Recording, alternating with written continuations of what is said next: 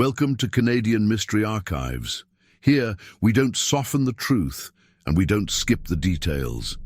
We investigate forgotten files, unresolved disappearances, and unexplained incidents from across Canada. Cases quietly shelved, communities that faded from records, and events that left more questions than answers. In this channel, nothing is sensationalized. Every fragment, every silence, and every unanswered detail is examined with the seriousness these cases deserved but never received. If you value cold, atmospheric, investigative documentaries rooted in geography, isolation, and uncertainty, you're in the right place. Subscribe, stay close, and step with us into the files that were never fully closed. Thomas Redmond, 1991. Disappeared after abandoned snowmobile on Ellesmere Island. It all began when a research technician failed to return from a routine supply run across frozen terrain that stretched endlessly toward the polar horizon. Thomas Redmond was 34 years old when he arrived at the Northern Studies Research Station on Ellesmere Island in early September 1991. The station sat on the southeastern coast near Alexandra Fjord, a location chosen for its relative accessibility compared to the island's mountainous northern interior. Redmond was hired as a logistics technician, responsible for equipment maintenance, supply inventory, and occasional transport runs between the main station and satellite monitoring sites scattered across the surrounding tundra. His employment file described him as methodical, experienced in Arctic operations, and previously stationed at weather monitoring facilities in the Yukon and Northwest Territories. He had worked 2 full field seasons above the Arctic Circle before accepting the Ellesmere posting. His references noted his comfort with isolation and his preference for assignments that required minimal supervision. He was not a scientist. He was support staff, the kind of person who kept stations operational while researchers focused on data collection.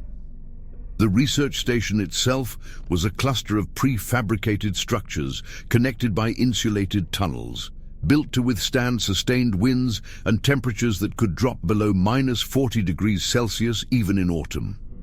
During the 1991 field season, the station housed 11 personnel, 6 researchers studying glacial hydrology and climate patterns, 3 support technicians including Redmond, 1 communications officer, and 1 station manager. The season was scheduled to conclude in mid-October, after which the facility would be winterized and left vacant until the following spring. Redmond arrived with minimal personal belongings: a duffel bag containing cold weather clothing, a small notebook he kept in his jacket pocket, a wristwatch that had belonged to his father, and a photograph of a woman whose identity was never confirmed. He requested a single bunk in the technicians' quarters and declined invitations to join the communal recreation evenings that other staff organized during downtime. This was not unusual. Isolation attracted people who preferred solitude, but it also meant that when he disappeared, there were fewer people who could describe his state of mind in the days leading up to it. On the morning of October 3rd, 1991, Redmond logged a planned equipment check at Monitoring Site 7, located approximately 68 kilometers northeast of the main station. The site consisted of a small, weatherproof shelter housing seismic sensors and temperature recording equipment. Routine checks were conducted every 10 to 14 days to replace data cartridges, verify instrument calibration, and assess structural integrity. The route to Site 7 followed a series of survey markers placed during the summer months, visible against the tundra when conditions were clear.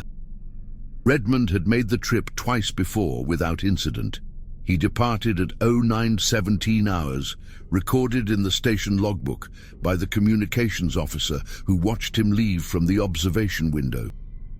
He was driving a Bombardier Ski-Doo Alpine 2 snowmobile, a model commonly used for Arctic field operations due to its reliability in extreme cold. The machine had been serviced 3 days earlier, fuel tank full, track tension checked, emergency kit secured to the rear cargo rack. The kit included a two-way radio, signal flares, a thermal blanket, high-calorie rations, and a compact first aid supply. Standard protocol. Weather conditions at departure were stable, temperature minus 18 degrees Celsius. Winds from the northwest at 12 kilometers per hour. Visibility extended beyond 3 kilometers. Cloud cover was minimal. Redmond was expected to reach Site 7 by early afternoon, complete the equipment check, and return to the station before nightfall. Estimated return time, 18 hours. Radio check-ins were scheduled at noon and 16 hours. The noon check-in occurred as planned. Redmond reported reaching Site 7 without difficulty. Instruments were functioning normally. He indicated he would begin the return trip within the hour. His voice on the transmission was clear, calm, unremarkable. The communications officer logged the call and noted no concerns. The 16-hour check-in never came. By 17:30, as daylight began to thin and the station manager attempted to raise Redmond on the radio, there was no response. Repeated calls over the next 40 minutes produced only static. At 18:45, with Redmond now overdue and darkness settling across the tundra, the station manager activated the emergency protocol. A search party was organized. 2 snowmobiles, 4 personnel, thermal imaging equipment, portable searchlights, and additional radios. They departed at 19:20, following the marked route towards Site 7. They found the snowmobile at 21:33 hours, approximately 41 kilometers from the station, roughly 2/3 of the return distance. It sat motionless on flat tundra, engine off, headlights dark. The landscape around it was featureless, an expanse of frozen ground and scattered rock formations beneath a sky emptied of stars by thin cloud cover. There were no steep slopes nearby, no crevasses, no obstacles that would explain why the machine had stopped where it did. Thomas Redmond was gone. The search party approached cautiously, scanning the surrounding area with flashlights and thermal equipment. They called his name into the wind. No response. The snowmobile itself appeared intact. No visible damage to the body, no leaking fuel, no sign of collision or mechanical failure. The ignition was in the off position. The fuel gauge read 3/4 full. The emergency kit remained strapped to the cargo rack, unopened. What troubled them immediately was not what they found. It was what they did not. There were no footprints leading away from the snowmobile. The ground was hard-packed and wind-scoured, but the area immediately surrounding the machine showed no clear disturbance, no tracks that would indicate Redmond had dismounted and walked in any direction. The search team swept their lights across the tundra in widening circles, looking for any trace. Nothing. It was as though he had simply stopped the machine, turned off the engine, and vanished without stepping onto the ground. But there was something else. Ellesmere Island is the 10th largest island on Earth and the most northern landmass in the Canadian Arctic archipelago. It sits less than 800 kilometers from the North Pole, separated from Greenland by narrow channels of ice-choked water.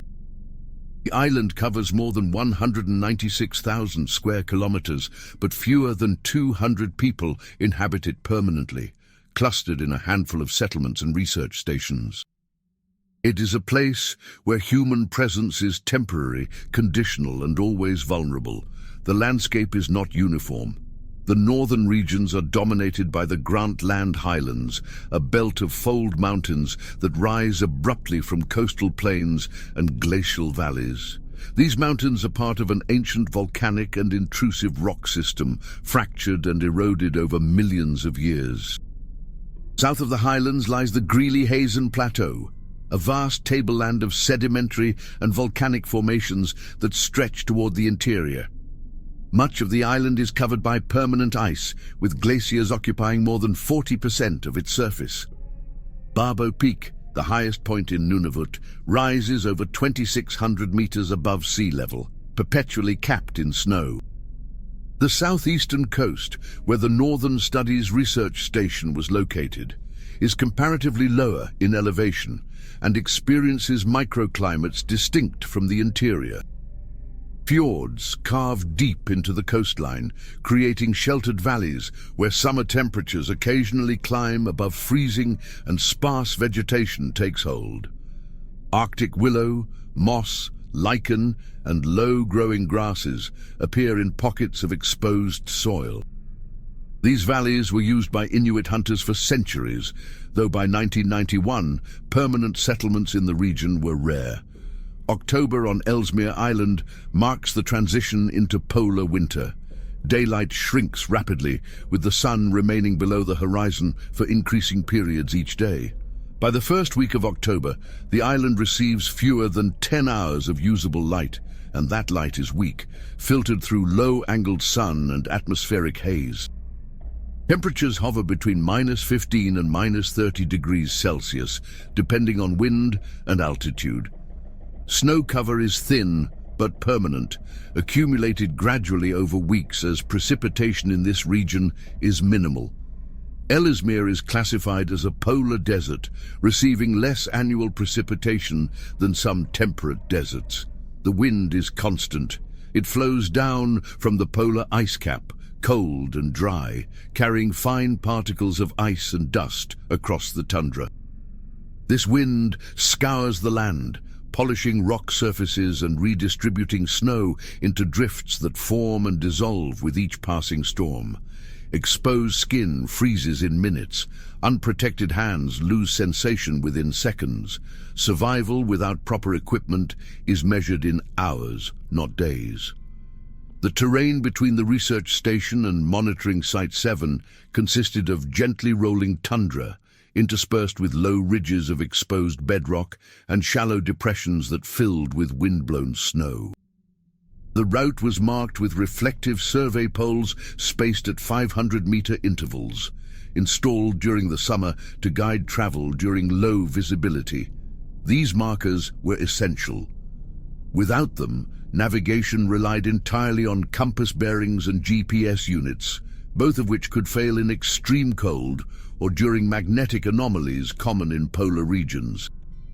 The location where Redmond's snowmobile was found sat on a stretch of tundra that offered no distinguishing features, no sheltering ridges, no vegetation, no geological landmarks. It was a place defined entirely by its emptiness. The nearest survey marker stood 200 meters to the east. The snowmobile had stopped roughly midway between markers, on ground that sloped almost imperceptibly toward the north. There were no animal tracks in the vicinity. Ellesmere Island is home to Arctic wolves, muskoxen, Arctic foxes and polar bears, though sightings during October are infrequent as many species begin to move toward coastal areas or den for winter. The search party found no scat, no prints, no evidence of predator activity near the abandoned machine. This absence was notable. Even in a landscape as barren as this, wildlife leaves traces. The isolation of the site cannot be overstated. Standing at that location, the horizon extends in every direction without interruption. There are no trees, no structures, no signs of human alteration beyond the faint trail left by snowmobile passage. The sky dominates. During clear conditions, the sense of exposure is total. During storms, visibility collapses to arm's length, and the boundary between land and sky dissolves into uniform white. Disorientation occurs within seconds. Experienced Arctic travelers describe it as spatial vertigo, a loss of reference so complete that even standing still becomes difficult. But on the night Redmond disappeared, conditions were not whiteout. The search party reported moderate winds and visibility sufficient to navigate by headlight. If he had walked away from the snowmobile, they should have seen him. If he had fallen, they should have found him. If he had been injured, the thermal imaging equipment should have detected residual heat. They found none of these things. The station itself was staffed by individuals with varying levels of Arctic experience. The researchers were seasonal visitors, rotating in and out based on project timelines.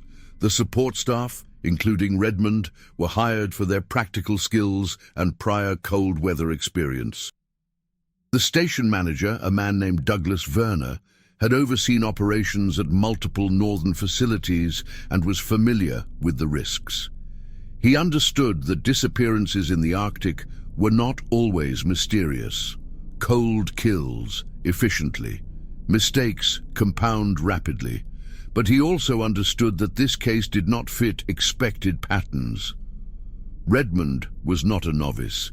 He had completed the return trip from Site 7 twice before. He carried functioning equipment. He departed under stable conditions. The search for Thomas Redmond began in darkness and continued without interruption for 72 hours.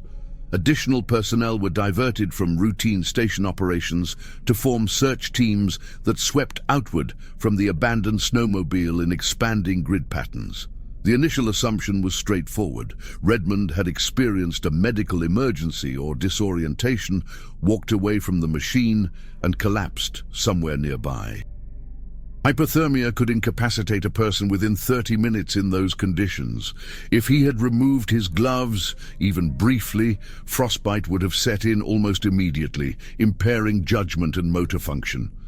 But the search teams found nothing. No body, no clothing, no tracks. No disturbance in the snow or tundra surface that would indicate someone had walked, crawled, or fallen in any direction from the snowmobile. The thermal imaging equipment, effective at detecting heat signatures from living or recently deceased organisms, registered only the residual warmth of the snowmobile engine, which had cooled to ambient temperature within hours. On the second day, an RCMP helicopter was dispatched from the detachment in Grise Fjord, the nearest permanent settlement, located over 400 kilometers to the south. The helicopter conducted aerial sweeps of the area, flying low and slow over the tundra in concentric circles radiating from the site. The pilot and observer reported seeing nothing unusual. No human figure, no equipment, no wreckage. The landscape below appeared undisturbed, a flat expanse of frozen ground, broken only by scattered rock outcrops and wind-carved snowdrifts. By the third day, the search radius extended to 15 kilometers in all directions from the snowmobile. Teams on foot and snowmobile covered terrain methodically, marking cleared zones on maps and photographing anything that might be relevant. They found fragments of caribou antler, eroded and ancient, a section of aluminum pole from a long-defunct survey marker, a length of frayed nylon rope, origin unknown, half buried in frozen soil, none of it connected to Redmond. The snowmobile itself was transported back to the research station for detailed inspection. Mechanics disassembled the engine, examined the fuel system, tested the electrical components, and checked the track assembly. They found no defects. The machine had been functioning normally when it was shut down. Fuel samples showed no contamination. The ignition system showed no shorts or failures. There was no mechanical reason for the snowmobile to have stopped where it did. Redmond's emergency kit was unpacked and inventoried. Every item remained sealed and unused. The radio was functional, battery fully charged. The signal flares were intact. The rations, thermal blanket, and first aid supplies were undisturbed. This puzzled investigators. If Redmond had experienced an emergency severe enough to force him to stop, why had he not activated the radio to request assistance? Why had he not deployed the flares? Why had he not accessed the survival supplies he carried with him? The absence of his gloves became a focal point of speculation. Cold weather gloves in Arctic conditions are not optional. Removing them for more than a few seconds results in immediate pain and rapid loss of dexterity. Redmond's gloves were heavy insulated mitts designed to retain heat even during prolonged exposure. They were standard issue, identical to those worn by all station personnel. His mitts were not found near the snowmobile, not inside the machine, not anywhere along the route. They were simply gone. Two theories emerged. The first suggested Redmond had removed his gloves intentionally, possibly due to paradoxical undressing, a phenomenon sometimes observed in severe hypothermia, where victims experience a sensation of intense heat and begin removing clothing. However, paradoxical undressing typically occurs in the late stages of hypothermia after prolonged exposure and significant core temperature drop.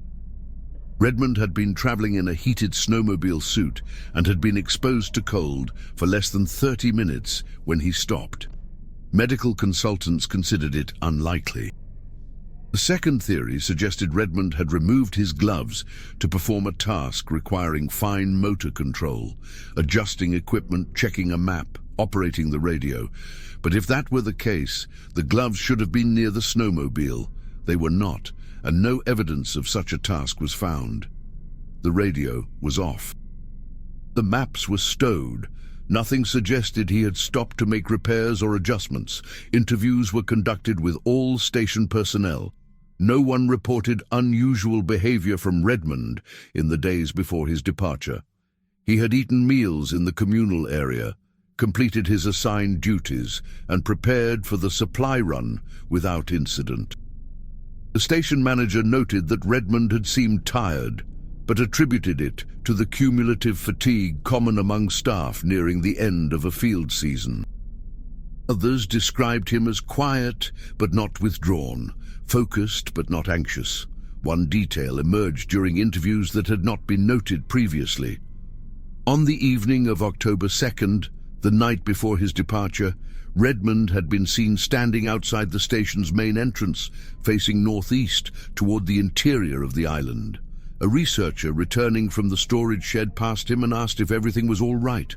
Redmond had not responded immediately. After several seconds, he said he thought he had heard something. When asked what, he shook his head and went back inside. The researcher thought nothing of it at the time. Wind in the Arctic carries sound unpredictably, creating auditory illusions, echoes of machinery, distant ice fractures, the groan of thermal contraction in frozen ground. It was common for people to hear things that were not there, but the comment, documented in the incident report, remained. The official search was suspended after 6 days. Weather conditions deteriorated, with sustained winds exceeding 40 kilometers per hour and dropping visibility to near zero. Continuing the search posed unacceptable risk to personnel. The decision was made to resume efforts in the spring, once conditions stabilized and additional resources could be brought in. Station operations were scaled down. Non-essential personnel were evacuated. The site where Redmond's snowmobile had been found was marked with a cairn, a pile of stones arranged to be visible from a distance should anyone return to search further. Thomas Redmond was officially listed as missing, presumed deceased due to environmental exposure. No body was recovered. No evidence of foul play was identified. The case file was forwarded to the RCMP detachment in Grise Fjord, where it was assigned a reference number and placed in the archive of unresolved incidents. When spring arrived in 1992, the RCMP authorized a follow-up investigation. 2 officers were flown to the site in late May, after the worst of the ice melt and before the brief summer thaw turned the tundra into impassable mud. They were accompanied by a forensic specialist and a tracker experienced in Arctic search and recovery. The goal was to conduct a thorough re-examination of the area, using improved weather conditions and extended daylight to search for remains or evidence missed during the October efforts. The team spent 12 days on site, working in shifts to cover maximum ground. They employed cadaver dogs, trained to detect human decomposition, even beneath layers of snow and frozen soil. The dogs alerted twice, both times leading handlers to locations more than 3 kilometers from the snowmobile. Excavation at these sites revealed caribou carcasses, partially consumed by scavengers and buried under winter snowpack. No human remains were found. Ground-penetrating radar was used to scan areas of suspected disturbance. The radar detected variations in subsurface density, some consistent with animal burrows, others with natural rock formations. None corresponded to human remains. Soil samples were collected and analyzed for chemical markers associated with decomposition. Results were inconclusive. The frozen ground and minimal bacterial activity in polar environments meant that decomposition, if it occurred, would progress slowly and leave minimal trace. One discovery stood out. Approximately 800 meters northwest of the Snowmobile site, investigators found a single boot print preserved in a shallow patch of late-season snow that had not fully sublimated over winter. The print was weathered but measurable. Size analysis indicated it was consistent with Redmond's issued boots. Depth and stride pattern suggested the person had been walking at a normal pace, not running, not stumbling. The print pointed northwest, away from the research station and toward the interior of the island. Investigators followed the bearing indicated by the boot print, searching for additional tracks. They found none. The surrounding terrain was wind-scoured bedrock and exposed gravel, surfaces that do not retain prints. The single boot print existed in isolation, a fragment of movement with no origin and no continuation. A ground search extended 10 kilometers along the northwest bearing. The terrain rose gradually into a series of low ridges punctuated by frozen meltwater channels. Visibility from the ridges extended for dozens of kilometers, revealing a landscape devoid of shelter, devoid of resources, devoid of any destination a rational person would walk toward. There were no structures, no monitoring sites, no geological features that would explain why Redmond would have left the Snowmobile and traveled in that direction. The tracker, a man named Samuel Okalik, had worked search and recovery operations across the Arctic for over 20 years. He stated in his report that the absence of a continuous trail was highly unusual. Even on hard ground, a person walking leaves traces, scuff marks, displaced stones, compression patterns, disturbance to lichen and moss. In soft snow, tracks are obvious, yet beyond the single boot print, there was nothing. Okalik noted that the only scenarios he could envision involved the person being lifted off the ground or the trail being deliberately erased. He added that both scenarios were implausible given the circumstances. The forensic specialist conducted a detailed analysis of Redmond's personal effects recovered from the research station. His duffel bag contained standard clothing, toiletries, and a few personal items. The small notebook found in his belongings became a focus of interest. It contained entries dating from his arrival in September through the day before his disappearance. Most entries were mundane: task lists, supply inventories, weather observations, notes on equipment maintenance. But 3 entries differed in tone. September 19th, sound again tonight, same direction, no one else hears it.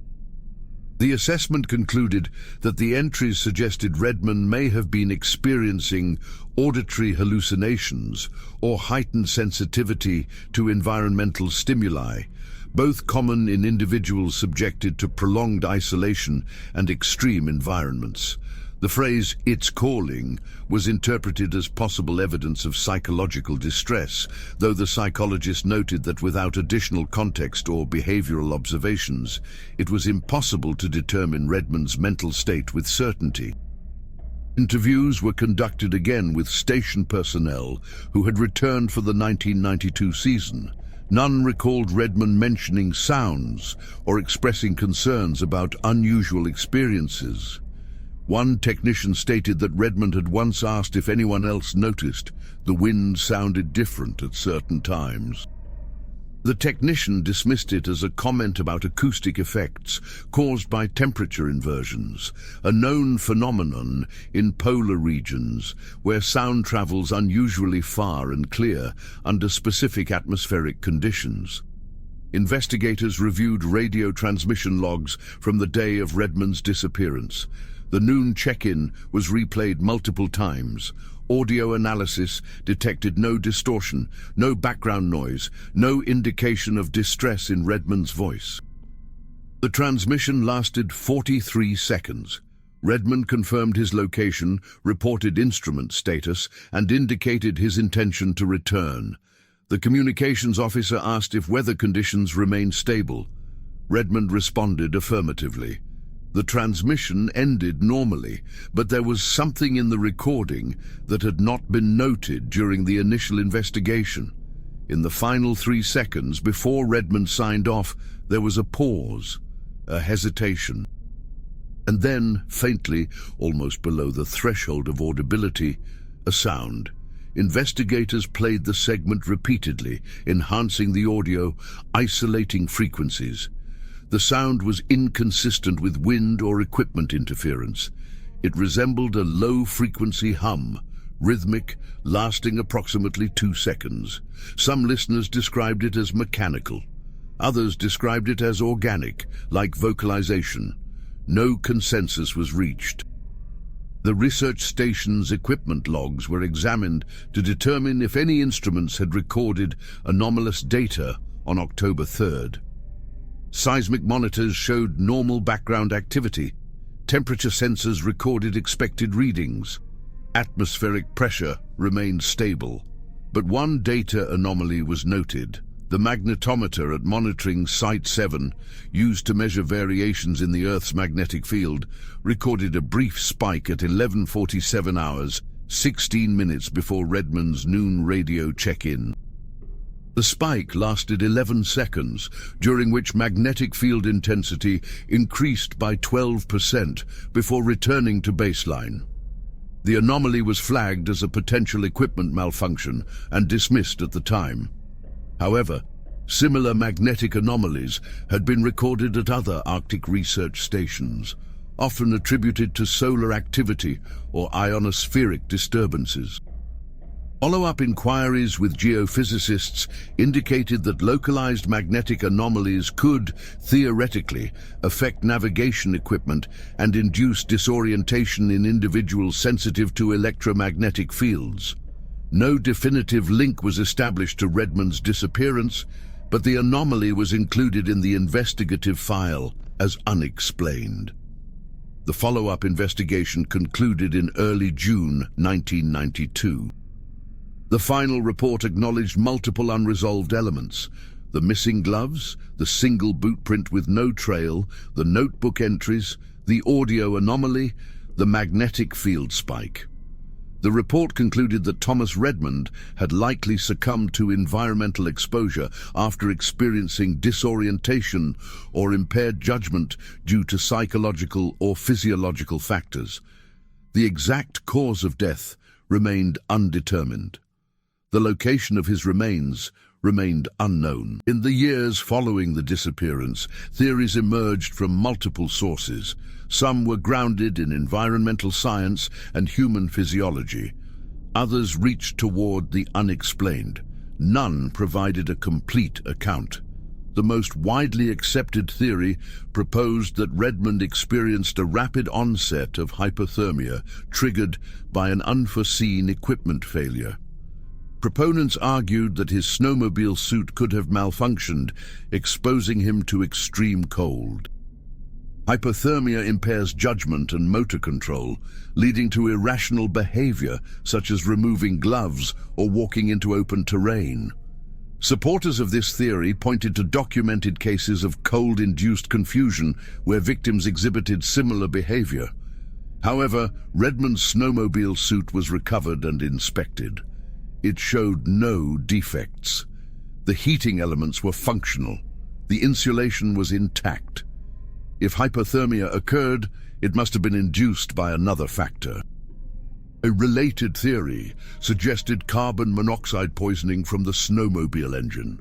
Faulty exhaust systems can allow colorless, odorless gas to accumulate in enclosed spaces or around the operator, causing dizziness, disorientation, and impaired decision-making.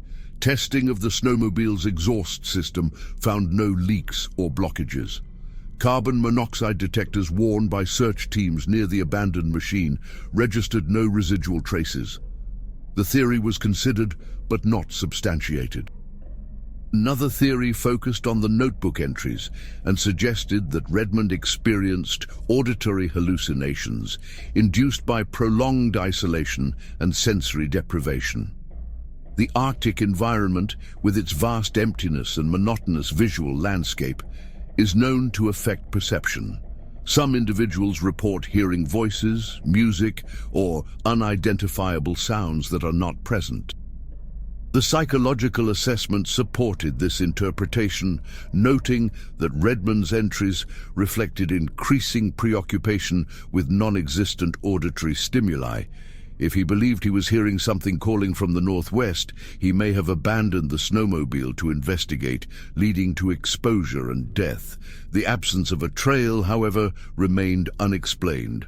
A small subset of theories invoked animal predation. Arctic wolves, though rare on Ellesmere Island, have been known to follow prey over vast distances. A polar bear, though unlikely in October, could theoretically have approached Redmond after he stopped. However, neither predator would remove a body without leaving traces. Blood, torn clothing, drag marks, tracks. Search teams found none of these. Scavengers such as Arctic foxes would consume remains over time, scattering bones and fabric, but spring searches detected no such evidence. Predation was considered improbable. More unconventional theories emerged in informal discussions among Arctic workers and in online forums dedicated to unexplained disappearances. Some speculated that Redmond had deliberately staged his disappearance, walking away from the snowmobile and arranging for clandestine extraction by aircraft or unknown contacts. This theory relied on assumptions that Redmond had undisclosed reasons to vanish and possessed resources to orchestrate such a plan. No evidence supported these assumptions. His financial records showed no unusual transactions. His personal history revealed no debts, conflicts, or affiliations that would motivate flight. The theory was dismissed as speculative. Another line of speculation centered on the magnetic anomaly recorded at monitoring Site 7. Some researchers proposed that localized electromagnetic disturbances could interfere with brain function, inducing seizures, disorientation, or altered states of consciousness. Ellesmere Island lies within the polar auroral zone, where geomagnetic activity is frequent and sometimes intense. During periods of heightened solar wind interaction with Earth's magnetic field, individuals in affected areas have reported headaches, nausea, and spatial disorientation. If Redmond was exposed to such an event, it could have impaired his ability to navigate or make rational decisions. However, no corroborating evidence linked his disappearance to a geomagnetic event beyond the brief magnetometer spike. A theory that gained limited traction among certain investigators involved the boot print found 800 meters from the snowmobile. The print suggested movement northwest toward terrain offering no shelter or destination. Some argued this indicated Redmond was following something he perceived but did not exist, consistent with hallucination or delirium. Others noted the print's isolation and suggested it might not have belonged to Redmond at all, despite size and boot tread consistency. If the print belonged to someone else, it raised the possibility that Redmond had encountered another person in that remote location. But who and why remained unanswered. One investigator off the record proposed that the case resembled other Arctic disappearances characterized by sudden, inexplicable absence of individuals in locations where survival is measured in minutes and evidence should be abundant. He referenced historical incidents, trappers found missing from intact camps, researchers vanishing during routine tasks, travelers disappearing from marked routes under clear conditions. He suggested that certain regions, particularly those subject to extreme environmental stresses, might experience phenomena not yet understood by conventional science. His comments were not included in official reports. Local Inuit knowledge, when consulted, offered perspectives rooted in generations of experience on Ellesmere Island. Elders from Grise Fjord were interviewed during the investigation. They spoke of areas on the island where the land felt different, where animals avoided passage, where travelers sometimes reported unease or confusion without clear cause. They did not claim knowledge of what happened to Redmond, but they acknowledged that the tundra held silences that were not empty. Their testimonies were documented respectfully, but not integrated into the investigative framework. No theory provided a definitive explanation. The Northern Studies Research Station continued operations until 1997, when funding shortfalls and shifting research priorities led to its closure. The facility was dismantled, equipment removed, structures either relocated or left to deteriorate. By the turn of the century, the site where the station once stood was nearly indistinguishable from the surrounding tundra, reclaimed by wind and snow and silence. Monitoring Site 7 was decommissioned in 1995. The instruments were retrieved, the weatherproof shelter dismantled. The survey markers leading to it were left in place, though wind and ice have since toppled many. The route Thomas Redmond traveled on October 3, 1991, is no longer marked. The tundra shows no memory of his passage. The cairn erected at the site where his snowmobile was found remains. Stones arranged by search teams have shifted slightly over the years, displaced by freeze-thaw cycles and the persistent wind. In summer, the cairn is visible from several hundred meters. In winter, snow accumulates around it, softening its outline until it resembles a natural feature. Redmond's family was notified of his disappearance within days of the initial search. His next of kin, a brother living in Ontario, traveled north in 1992 to review the investigation and visit the site. He spent 3 days on Ellesmere Island, walking the terrain, speaking with investigators, standing at the cairn. He provided additional background on Thomas, describing him as someone who had always preferred solitude, who found peace in remote places, who spoke little of his inner life. He mentioned that Thomas had once said the Arctic felt like the only place where the world made sense. The brother returned south and did not come back. He declined interviews. The family issued no public statements. No memorial service was held. Redmond's employment file was closed. His belongings returned to family. The photograph of the unidentified woman was never claimed. It remains in the RCMP evidence archive, along with the notebook, the audio recordings, and the file documenting his disappearance. In subsequent years, occasional inquiries were made. Journalists researching Arctic disappearances contacted the RCMP for information. Cold case reviewers examined the file during periodic audits. Each review reached the same conclusion: insufficient evidence to reopen active investigation. The case was categorized as missing person, presumed deceased, cause undetermined. In 2003, a geological survey team working in the region reported finding fabric fragments approximately 15 kilometers northwest of the original search area. The fragments were weathered, embedded in frozen soil, and consistent with materials used in cold weather clothing. DNA analysis was attempted, but yielded no usable results due to degradation. The fragments could not be definitively linked to Redmond.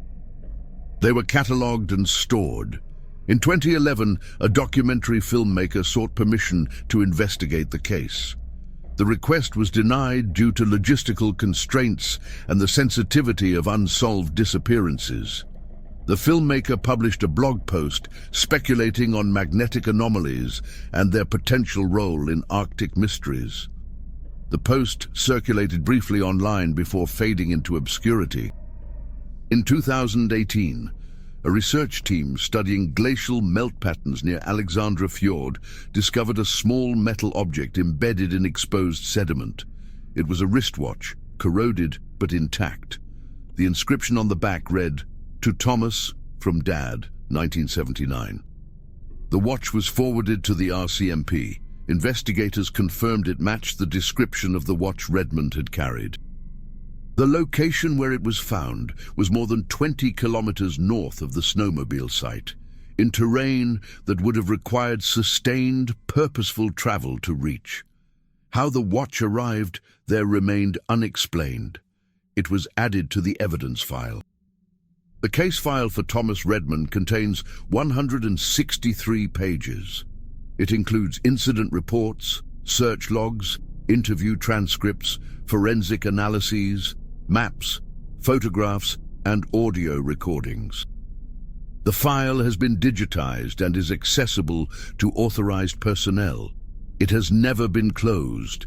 Ellesmere Island endures, indifferent to the questions left in its vastness. The wind continues to move across the tundra, reshaping snow, eroding stone, carrying sound across distances that distort meaning. The landscape does not answer. It simply is. Thomas Redmond departed the Northern Studies Research Station on the morning of October 3, 1991. He completed his assigned task. He made his scheduled radio check-in. He began the return journey, and then he stopped. Somewhere between the marked route and the horizon, he ceased to exist in any form that could be recovered or understood. The snowmobile sat where he left it, engine cold, emergency kit unused, gloves missing. The boot print pointed northwest. The notebook recorded sounds no one else heard. The magnetic field spiked and returned to baseline. The watch was found kilometers from where he disappeared.